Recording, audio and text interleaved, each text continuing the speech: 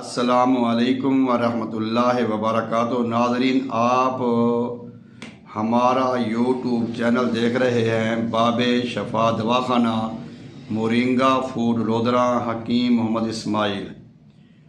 आज ये जो चीज़ आप देख रहे हैं इसको कहते हैं पखड़ा। पखड़ा, बखड़ा, गोखड़ू, ट्रैबलेस इसी के नाम हैं। और तिब्बे यूनानी में इसका बहुत ही अहम मकाम है और बहुत ही ज़्यादा अतिबा अकराम इसको तन्हा भी इस्तेमाल करवाते हैं और इसको मुख्तलिफ़ दवाइयों के साथ मिलाकर भी इस्तेमाल करवाते हैं। इसका एक्सट्रैक्ट भी तैयार किया जाता है। एक्सट्रैक्ट ऑफ ट्रैबलेस को न्यूट्रासिटिकल और हर्बल कंपनियां और दवा साज इदारे बहुत ही ज़्यादा मिकदार में इस्तेमाल करते हैं। इसके बेशुमार फ़वाइद हैं, इसके बेशुमार इसके तरीके भी हैं इस्तेमाल करने के। आज मैं आपको इसके हैरान कौन ट्रैबलेस को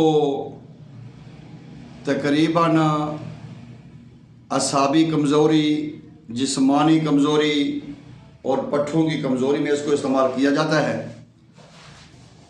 हम पहले शुरू में बात करते हैं जो स्पाइनल कॉर्ड का मसला है, जो हमारे मोरों का मसला है, या जब हमारी वो लुब्रिकेंट जिसको हम कहते हैं, बोन कहते हैं, ख़त्म हो जाती है।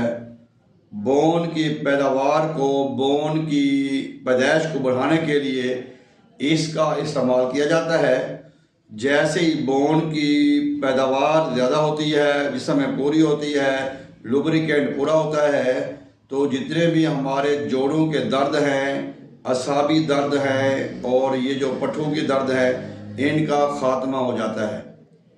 अगर इसको हमारे स्टोन में, गुर्दे में या मसाने में पथरी है, या गुर्दे मसाने में वरम है, या गुर्दे मसाने में सोजिश है, उसके लिए बखड़ा तन्हा भी इस्तेमाल करना बहुत मुनासिब है और दीगर अद्वियात के साथ मिलाकर भी इस्तेमाल करना बहुत ही फ़ायदेमंद है।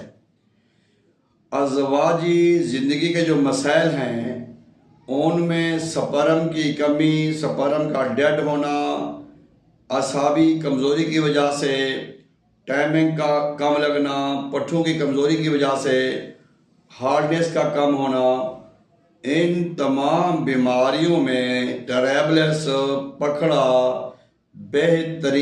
बेहतरीन और फौरी असर दिखाने वाली दवाई साबित होती है। मैं आज आपको इसका तरीक़ाकार बताऊंगा। अगर किडनी स्टोन है, गुर्दे में पथरी है, तो आप इसका सफ़ूफ बना के रख लें, शहद में मिलाकर रख लें या वैसे डब्बे में पैक करके रख दें। तो ये हाफ़ टी स्पून सुबह, हाफ़ टी स्पून शाम को शरबत बजूरी के साथ या अर्क सौंफ के साथ जब आप इसको इस्तेमाल करते हैं, पहली दूसरी खुराक से ही आपको जो किडनी स्टोन है वो ब्रेक उठना शुरू हो जाती है और साथ साथ रेज़ा रेज़ा होकर निकलना शुरू हो जाती है।